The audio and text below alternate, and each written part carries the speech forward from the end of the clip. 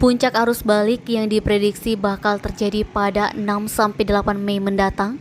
Untuk menghindari kemacetan, Dinas Perhubungan Sumsel menghimbau masyarakat yang ingin mudik atau pulang kembali ke Sumsel agar berangkat lebih awal sebelum puncak arus balik mudik terjadi.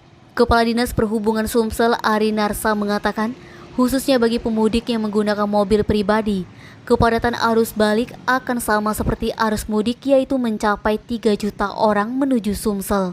Sementara yang melakukan perjalanan keluar Sumsel berkisar 2 juta pemudik.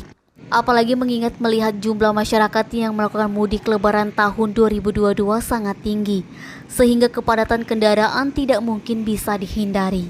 Dikhawatirkan nanti terjadinya penumpukan jumlah kendaraan antara yang mau berangkat dan pulang. Puncak arus mudik cenderung lebih pendek dibandingkan dengan arus mudik lebaran 2022.